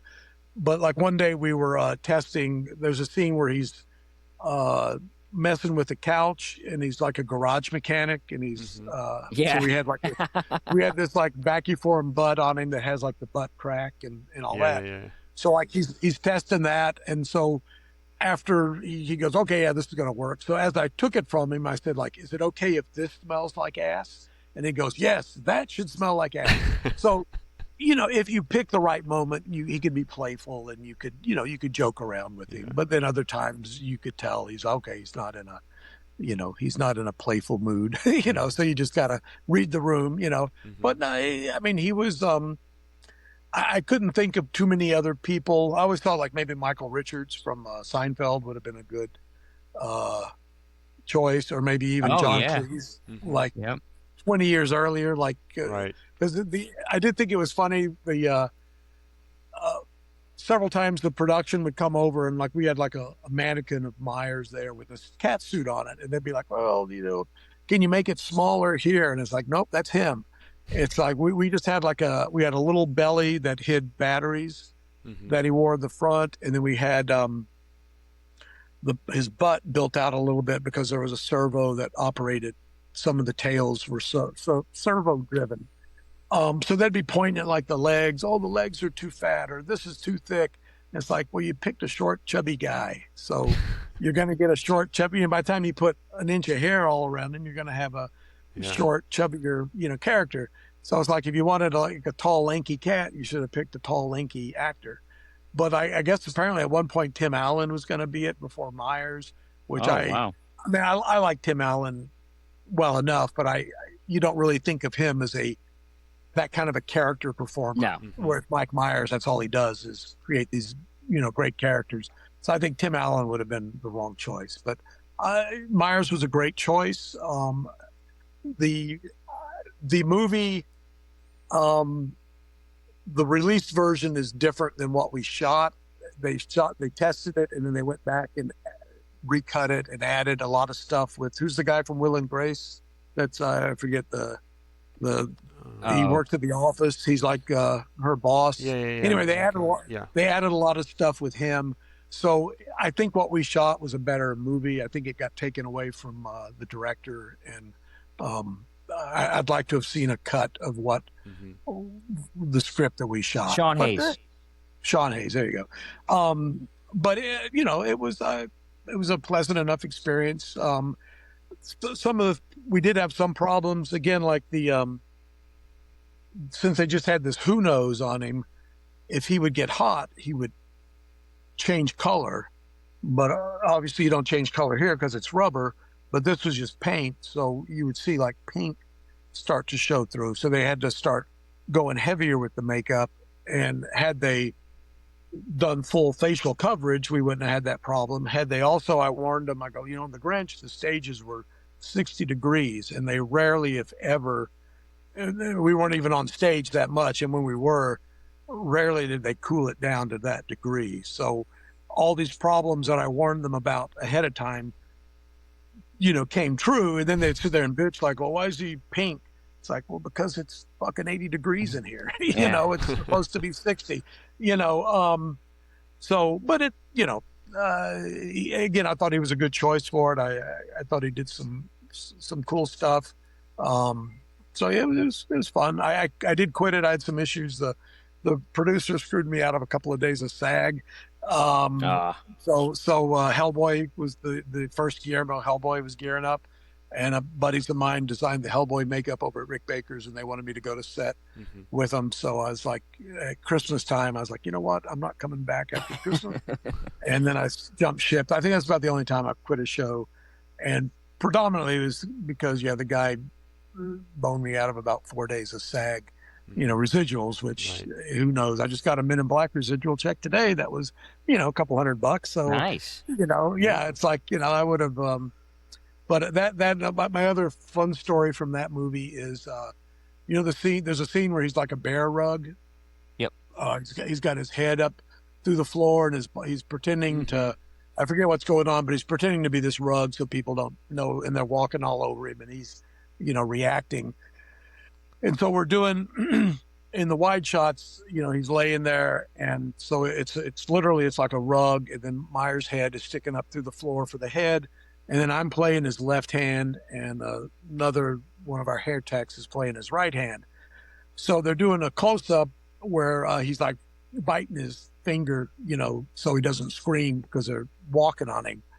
And so we're lining up the shot, and the DP's there looking, you know, behind the camera, and I like lay on the ground, and I got my finger in his mouth, and I'm, you know, as far away from him as I can be. And Myers is, again, he's got his head up through the floor, so he's not super comfortable. And the DP like looks at it, then he like looks up at me and he goes, "I can still see you." Like he expects me to make my arm, and I go, "Well, my arm is only so long." You know, it's like, but he's sitting there looking at me like I'm supposed to like dislocate my shoulder and make it grow another foot or something. And then finally Myers goes, "Can't you zoom in a little?" And then the guy's all put out, and he literally just goes like, and you know, you're talking like a fraction, you know, and it's like, oh, your vision was compromised, you know, because my arm, you know, it's like, well, digitally remove me then, you know, but it's just, but again, like that's, I think the only other time I saw Myers kind of snap at somebody, and rightfully so. It's like, come on, guy, just, you know, instead of being here, you're here, you know, it's like, big deal. But anyway. So, but Myers liked that. He was like, at one point, he's like, "Let me see what you guys are doing with your hands." I'm like, "Well, I'm doing kind of a little Oliver Hardy, you know, whatever." He goes, "Yeah, that's good." You know, so it's like, you know, it's like, oh, I'll use terms that he will, you know, I'm sure he respects, you know, Laurel and Hardy, you know, and all that. So he was cool enough, but yeah. Nice. Anyway, but I don't know. I can't say I've met too many Cat in the Hat fans, So hello. Well, I mean, I would say more of a Mike Myers fan. Like, it's the only reason why I feel like I enjoy the movie, because Mike is in it. If it was somebody else, probably wouldn't like it. You know, it's just because I'm a huge fan of the actor. That's why I kind of like, you know, enjoy, like, Austin Powers, my favorite franchise he's ever done. But also, like, I just enjoyed the film because of him. Basically, he just kind of like made it more enjoyable for me as a Mike Myers fan, more than just like a movie itself. You know what I mean? Oh, definitely. And again, like if they'd gone Tim Allen, it's like, what the hell? Again, I think somebody, again, like a Michael Richards or an earlier John Cleese, with very different takes on the character, but I think those could have worked. But yeah, but no, he certainly, and particularly at that time, he seemed to be the logical choice. I mean, you wouldn't, other than say Jim Carrey, but you wouldn't have brought him in because he had just done the Grinch. So, well, I'm getting some weird static. I assume that's on one of your guys' end and not mine. But anyway. But as long as y'all can hear me, then I don't.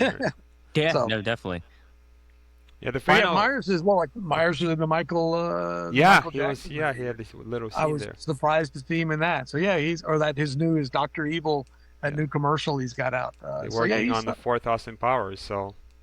Oh, that's right. That's right. Well, he was also in Bohemian Rhapsody as the agent that they went to. So it's kind of interesting how he reprises these roles in these biopics as like an agent or the big, corporate guy. Well, it's cool that, he was in Inglourious Bastards. I mean, it's cool that he's, getting these like character roles. Yeah. As well as, which again just shows the versatility of these guys. They're not just comedians. Same thing with Jim Carrey. When he started doing more serious stuff, it's like, well, sure, he's just a good performer. Yeah. 100%. My final movie I picked from your list that you worked on is Oz the Great and Powerful. I really enjoyed the film and just want to hear your stories from that project. Okay. You're picking all these that I had little to do with. Oh, really? Well, because in the with the makeup union, they have what they call day checking, where they'll have the staff of 4 or 5, 2 or 3 people, whatever, and then big makeup days will come up. I mean, like with the Michael Jackson movie with the Thriller scene, right?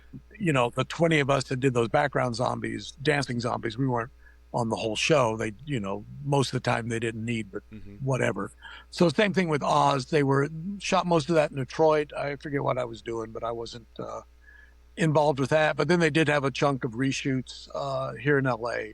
And so I came in and did a number of different characters. Or I forget what they were even called now, but there were we had the little guys, and then we had there's some like soldiery, like taller. So it was different prosthetics for different days. That was a Howard Berger show. I mean, it was very, well organized, a well-oiled machine. So I mean, we had what we needed and the reference and the continuity and whatnot. But it would have just been background characters on that. I did. Sometimes you got to read the room. Shortly before I worked on that, James Franco did a test reel for Blood Meridian. I don't know if you guys are familiar with that book, from the same guy that wrote No Country for Old Men. But it's just like this crazy Western with, scalping people, and just it's just this all kinds of. Just really, it's almost, I think, unfilmable because there's just so much violence, but it's a really cool book, and it's a very unique read. Like I don't think there's any punctuation in the whole book. It's very, I think it's Nelson McCormick, I think, is the author. But anyway, Franco did like about a 10-minute test reel, and there's this one character called the Judge that's like a kind of a big albino bald guy. So a friend of mine had designed the makeup, but couldn't do it because he was busy on Men in Black. Is that Men in Black 2? Or was it Men in Black? No, it's probably Men in Black 3. Anyway, I was able to take a week off and go apply this stuff. So when we're doing the Oz reshoots, Franco's there on set, and I was very tempted to hey, I was on, your Blood Meridian shoot, just wondering what's going on. But anytime I would kind of see him by himself, he looked like he was just kind of in his own world or whatever. And so I'm like, I'm not gonna, I'm not gonna bother him. So you just got to kind of pick your battles. Probably my one regret. Get another tangent. We were doing a Grinch toy show thing in New York, and the hotel I was staying at, David Bowie was staying at. So I come in and Bowie's up at the front desk, getting his messages or whatever. And I was so tempted to just be like, oh Jesus, David Bowie, but I'm like. I didn't, because it's like, I don't have anything to say to the guy other than, oh, you're great, which, how many times does he need to hear that? So, it was, once in a while, you kind of like, missed opportunity. Yeah. But anyway, so, I mean, I was only on Oz for probably a couple of weeks. Again, it was just additional photography at Sony. So I'm, that's the bad thing with IMDb, because a lot of times it's not like super specific, but there's plenty of other stuff that I was more hands-on or more integral to.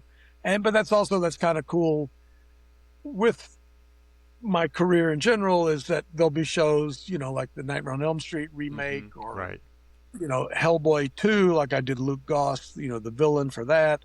So one show you're doing the main guy that's getting all the close-ups, and you're in there with the director and, conferring and whatever. And then the next time you're doing like background, and like some of these shows, like I didn't work on the Odyssey, but I have friends that did, that they would do their background characters and then they weren't even allowed on set. You know, wow. like we don't want a bunch of extra people on set. So they would just make them up and then they would just sit there and wait, you know, and they might get a call like, hey, you need to come touch this guy up, or, you know, but like I was on Obi-Wan Kenobi. I did the Fifth Brother, the one on Sung Kang, Okay. who was, he was in the Fast and the Furious. Anyway, so that was a cool prosthetic makeup, and they're all over him. So, you know, so he's, you know, that had to look good, you know, and then sometimes you get stuff where not that you crap it out, but you know, like, oh, this is just going to be deep background. So, but you always try to do your best anyway. I remember a day check on like Star Trek Deep Space Nine, and again, you're doing basically background guys, but I think you could have been like super tight on any of my, and you know, they would have held up. In fact, there's like, I was doing the stunt double on the Grinch, but for some reason there's a shot in the Grinch where he's cutting a glass window, and they've got like this super tight shot of his eyes, and you see his fingers cutting the glass, and that's my double. And it's like, why isn't this Jim Carrey? It's like, and it was because since it was a double, I was normally use the prosthetics once and throw it away, but I was able to remove the facial pieces in such a way that I could get 2 days out of them. So this is like the second day of shooting, and they're like, you know, I think the only closer shot was like a close up of Jim's lips, teeth when you see the termites, you know, termites. Which that was at least Jim. But I'm like, why are you in so tight on my guy? Why isn't this Jim? And I did get to, I don't know if I'd mentioned this, I did get to do Jim 5 days on the Grinch. My buddy Kazu was doing him, and I was doing the doubles. But after about 30 days in, Kazu needed a little break. So well, I don't know if he actually quit the show, but he quit doing Jim until they could talk him coming back. But so I did him for 5 days until they could smooth things over and get Kazu back, which thankfully they did, because I think he worked right around 100 days in that makeup, and this was only day 30, so I did not want to do another 70 days. So, you know. Well, speaking of the Grinch makeup, obviously there's stories that they brought in like an FBI, terrorist, torture specialist to get Jim to calm down from being in the chair for such a long period of time. Is that true? Was he really that stressed out about being in the makeup chair? Well, I mean, if he was, I didn't see it. I mean, the 5 days that I did him, he was not. I mean, he did the weight of the whole movie was literally on his shoulders. So, you know, it was a make or break. So I could understand there being stress, but also his whole career was prosthetics. I mean, in Living Color, he was always in some kind of makeup. He had done the mask at that point. He tested and picked this makeup, so it wasn't like it was a surprise. When Kazu did him, it took 2 hours and 15 minutes to apply. When I did him, it took 2:45 because, you know, Kazu was basically designed the makeup with Rick, so there were little nuances that it took me a little bit to get. I'm sure had I done him for 30 days, I would have been closer to Kazu's time. So it wasn't a ridiculously long makeup. The bodysuit was maybe another 20 to 30 minutes because it was basically long johns. It was like an undersuit with the belly and stuff, and then a hair suit that went over that. But I mean, maybe he did. I don't know. I think a lot of that just gets blown out of proportion because it makes for a good story. Again, like I've heard it. Oh, it took 5 hours to do the makeup, and it's like, no, it didn't. You know, again, Kazu was 2:15. I was 2:45. What I do like to point out to people if they're feeling too sorry for Jim, he was making $20,000 an hour on that show. Jesus Christmas. Oh my God. An hour. So it's like cry me a river, you know. But I mean, again, the whole show, I remember Rick Baker once said, like, I'll do it because Jim got 24 million. Rick was like, I'll do it for 12, you know. But there was one day, I remember one day in dailies, it's like him and the sled doing some shtick, and like you're about maybe a minute in, and he just goes, this isn't working, and he got up and walked out of the shot, and then that was the end of the dailies for that day because he just wasn't feeling it. It wasn't like it wasn't working, and that was it for the day. But again, it was the whole movie was him. So I can understand if he felt some pressure. But he, at least when around me, he was, he might have been a little edgy once in a while, but whatever. It was never anything directed specifically at me. And then after I did do him, I'd always wear these Marvel T-shirts, and so after the ice was broken, then if he would see me on set, he'd be like, "Hey, cool shirt. How's it going today, man?" Oh, so wow. he was, so he was, once you got to know him, but but you were kind of, standoffish a little bit. I mean, you would just out of respect, you would kind of give him some space. He was I remember there was one point he was kind of bitching about something, and Ron Howard looked at him and said, like, "How much are we paying you again?" So I thought that was kind of a nice little, and then I got to make Ron up one day as the Grinch, because Ron worked one whole day directing and makeup, just to kind of, walk a mile in his shoes kind of a thing. Because everybody on the show had some kind of makeup on, even the Who's, the simplest Who's were still at nose and ears. Yeah. So I thought that was a nice gesture on Ron's part. In fact, later on, I said, like, "Oh, we should have shot something with you just so you could say, like, oh, that scene there, that's me." And we came super close to me putting him in it again to do that. But I think all that was left was very specific Jim Carrey moments. So there wasn't like here's a wide shot of me walking across the street, or, something where we could have worked Ron in. And as an interesting, I'm not even sure it was interesting to me, maybe not to you. Leading up to that point, while I was working on the Grinch, there was at least one or two episodes of The Simpsons where Ron Howard was a guest star on it. Mm-hmm. And he was always, whatever you'd seen, he was always in this like plush white bathrobe, which to whatever the situation was, he was always wearing this robe. So then the day I do him, I'm there waiting for him to come in the trailer. The door opens and he walks in this big plush white bathrobe. And I'm like, it's like The Simpsons. It's like, oh my God, it's based on something, So I'm not sure what the backstory of that is, but he, that's true to funny. form, he showed up in that robe. Wow. But anyway, so many great. No, I love stories. that film. That's a film I watch every Christmas. Every Christmas season, I watch it. Either Christmas Day, Christmas Eve. I swap that watching schedule with the Muppets Christmas Carol. So it's oh, cool. Yeah. It's great to be a part of it. I mean, again, I've known Rick Baker since 1977. I was his shop foreman on Gremlins 2, which was like 88 to 90. Wow. And then I kind of went my own way for 10 years. And then I came back, for the Grinch.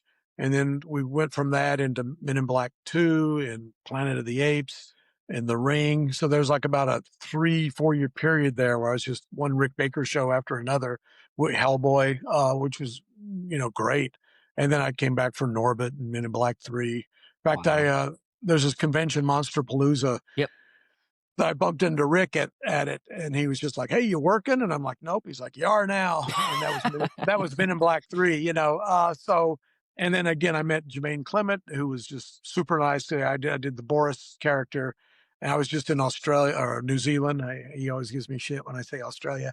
I was just in New Zealand and saw him, recently, and then Flight of the Conchords played at the Greek Theater here in LA a couple of months on Mother's Day, and he got me tickets for that. So Nice. it's nice. Some of these guys that you maintain some kind of a relationship, or like when I saw Kelsey Grammer, recently for this Doomsday thing, he was, we were reminiscing and he was signing some action figures for me. And, so it's nice when, I think I've been pretty lucky. Most of the people I've worked with, have been cool enough guys. I mean, not that you're necessarily best buds or anything, but anytime I bump into Chickless, it's always nice seeing him, So yeah, it's there's these guys. In fact, I was doing a commercial in Chickless's neighborhood, and this like black tinted window, SUV pulls up, and me and the guy I'm working with, we're like looking like, what's this guy want? Do you know him? And then the window rolls down and it's Chickless. And he's like, you better remember me. And I'm like, well, now that I can see you, it's like, of course I remember you. But yeah, so it's cool that you kind of, maybe you're kind of torturing some of them, Well, especially that a little. makeup, that whole prosthetic. I mean, at Fantastic Four. I mean, that was just that's the always big part of my childhood, and just the texture on that suit, and just the whole like how did that come about? Like, how did you even create that? Because obviously, it's finely detailed and have that rock texture, and for it to like look like that on screen, is probably pretty challenging. Well, just Spectral Motion does all the credit goes to them. I mean, they do great work. I met they did Abe Sapien and the Samael or whatever. They did all the secondary creatures for Hellboy. Rick Baker and specifically Matt Rose and Chad Waters did Hellboy for the first one, and Spectral did the secondary characters. Yep. So I met Mike on that, and then and he had worked at Rick's on Men in Black 2 and stuff like that. So I knew him casually, but then he, knew I was a big comic book fan from Hellboy. So when they got the contract for Fantastic Four, he immediately called me to work the set. I do remember because that was another bake-off situation where Steve Johnson did a couple of tests and Spectral did a test. And I do remember when Spectral was sculpting theirs, like I went over and like whoever they had sculpting the head, they were sculpting the ears on it. And I was like, oh, the thing doesn't have ears. He's like, oh, it doesn't. And he like took a sculpting tool and, raked them off. But it was, I mean, it was just a beautifully sculpted suit and it was very well painted. I do personally, I like the paint job on the second one better. It's a little more cartoony, for lack of a better word. The head is more accurate.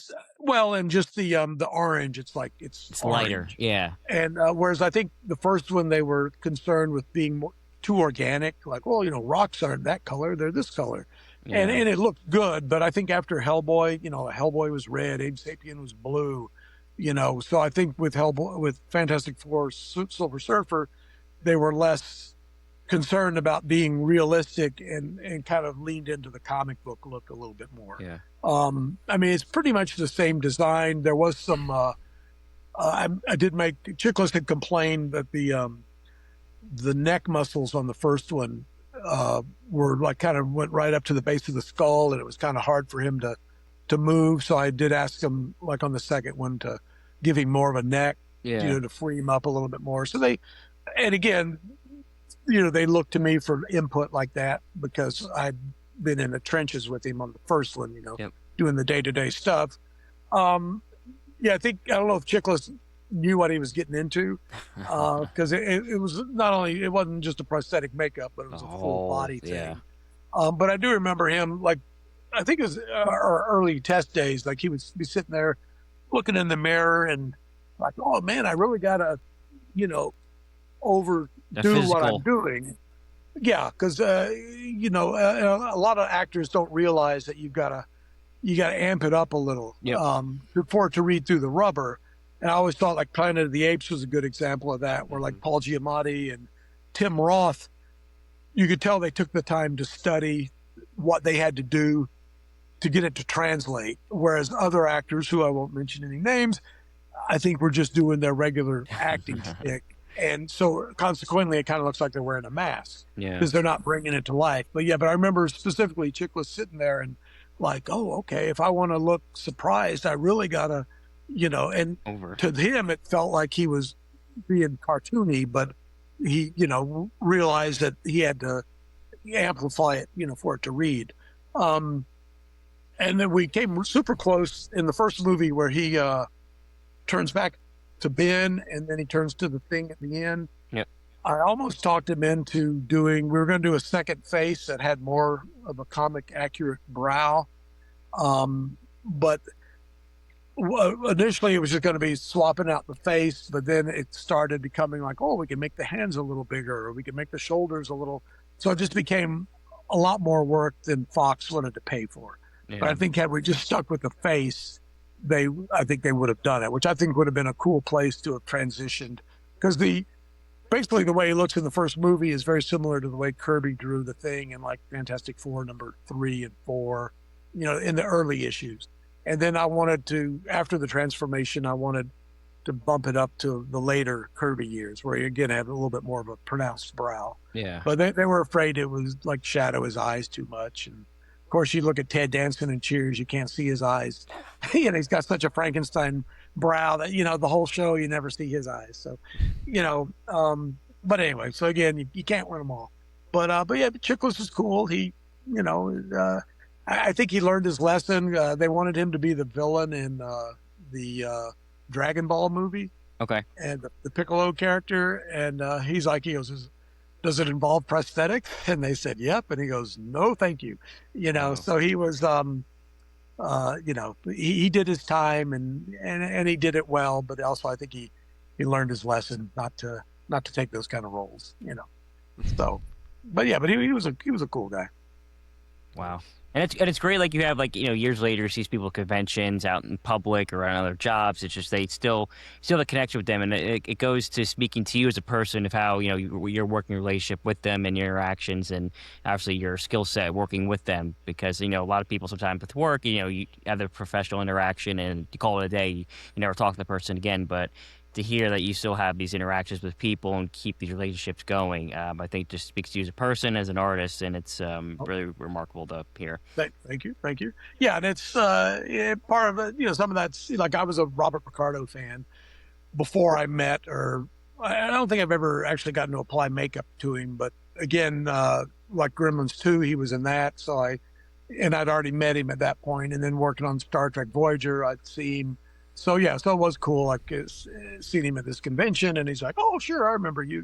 So yeah, that's always gratifying when you make some kind of an impression. And then again, like Peter Weller was very, very happy to see me.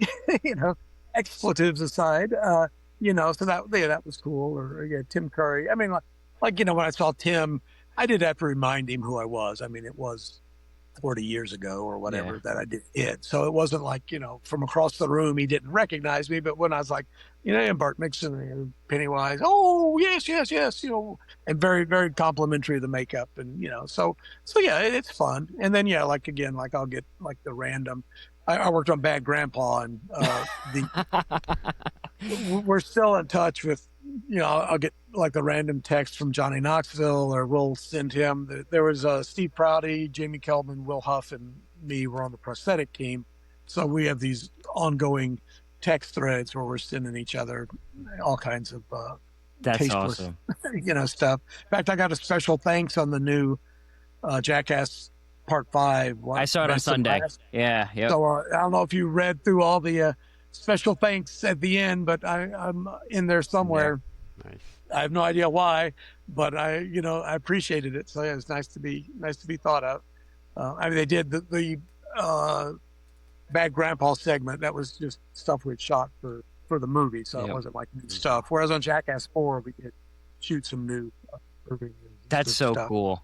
Those films with me just growing up, like Viva La Bam, Jackass. I don't know, it's pure 2000s nostalgia, and just kind of the epitome of like the zeitgeist, and just how things were like that today. Those things can't be made, from like that. And, you just can't. That's the fact. Yeah, I was like talking with Knoxville and Steve Prouty. I was like, I don't think it would be legal. We had much the fun we had on those shows. Just you can't do anymore, which is a shame because they were a blast. And also on a personal note, like I wasn't, the Jackass stuff came from the skateboarding community, which I was never really, I was never coordinated enough to ride a skateboard, but I have a younger brother, who's about 13 years younger, that had a skateboard place in Houston, or South Houston. Yep. And so when I was working on the Jackass stuff, I was like, "Hey, you guys ever hear of Southside in Houston?" And they go, "Oh yeah, we used to go there all the time." So they knew. It was just kind of cool that they knew and were fans of my brother's, shop and his skate ramps and all that. From back in their skateboarding days, in the Big Brother magazine that Knoxville and Jeff Tremaine and all those guys came from. I remember my brother, having those around. So yeah, it was just kind of cool that like, hey, I kind of, or of my younger brother who did, in this completely unrelated, field. So that was just kind of cool. Wow. That's awesome. Yeah, Jackass, love it. It always gives me a laugh, again, even just like shows you can't make today, whether it's like The Office or Entourage, like those shows just like they capture a certain moment in time and then it's gone. Like you can't replicate what those shows did because one of the just the climate's different, and two, it's Right. you know how it'd be received, and it's a one and done. Well, I mean, like Blazing Saddles, you couldn't make Oh that God, today. no. I will say the cool thing with Jackass or Bad Grandpa, we'd spend 2 or 3 hours every morning getting him ready, and so he would be going over the day's work and just trying to figure out shtick and whatever. And so they were very receptive to suggestions. I mean, we'd be doing all kinds of off-color comments and whatever. Yeah. And there's at least one gag in the Bad Grandpa movie where they have the flashback where he catches the big fish, and it's got for whatever reason, it's got the big dong on it. Yeah. And it's slapping him in the face. And it's like, when you come out of the flashback, you could say like, I could never eat fish sticks, after that. And so they use it in the movie. And then we were at the cast and crew screening, and I'm sitting with my wife and son, who never appreciate my sense of humor. And Knoxville's in the aisle, the row in front of me, and off to the side a little. So after that scene plays and it gets the laugh, then he like turns around and high fives me, And That's sick. I go, see, somebody appreciates my, But so yeah, they would I think there might be a couple of gags in there where we'd be like, hey, what if you did this? And he's like, yeah, okay, sure. So that was just fun that you get to contribute to stuff like. I love Knoxville. I love that.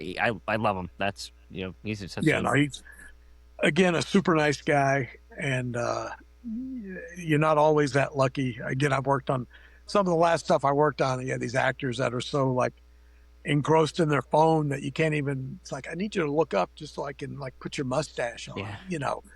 In fact, this one guy, again, I won't mention any names, but like he, we're working on him, and then he like looks up and he like criticizes something, and the guy I was helping apply with, he goes, well, now that you've actually raised your face up to where we can see it, we'll fix that. But it's like, you've been looking at your lap the whole time. Yeah, work with me. And just that, some of these guys, it's like, take a hint, like my stunt double, my first stunt double on Hellboy.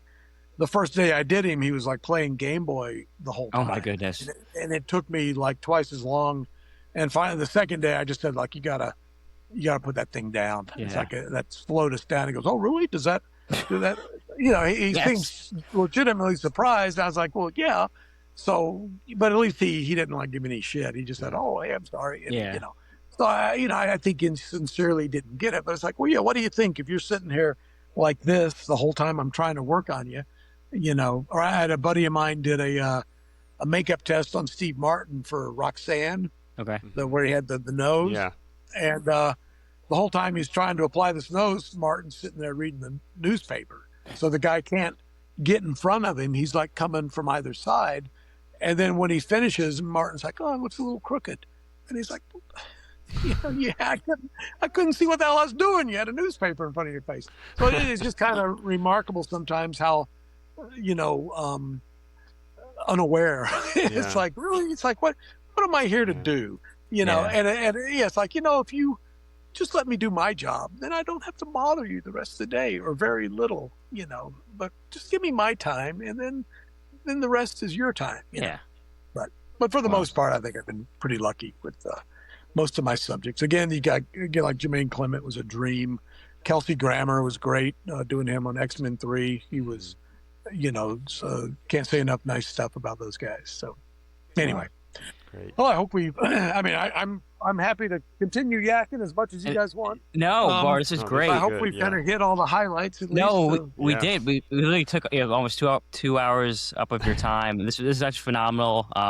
We're trying to get, I'm a huge fan of your work. I'm following you food bit on Instagram, and obviously just Thank you. Case in point, it's phenomenal to hear from you firsthand, because I see the pictures and whatnot you post. I've seen the films you've worked on, but to hear it firsthand, it's not many people can say they've done that. So seriously, thank you. You made an impact on my life, the industry, and countless others. So it just means a lot for you to. Just doing my job, as we like to say. But no, it's as you can tell, I love talking about this stuff. It's been, I consider myself super lucky. I mean, this was a hobby and just, a novice type interest that I got to turn into a career. And, I think I did pretty good. I can't complain, So, and I think that's a very small percentage of people that can, most people hate their job and, go home all bitching and stuff. And so, Yeah. I mean, not that I didn't have stuff to complain about now and again in the film world, but yeah, but it's just, I've always been I started out as a makeup fan and a monster fan and a comic book fan. And then, yeah, particularly later on getting to work on like Division, or I did Tilda Swinton for Endgame, or, Amazing. Michael Chiklis or Hellboy, or just all these, comic book, I worked on all three of the Guardians in varying capacities, Yeah. So yeah, it's certainly been a dream come true. And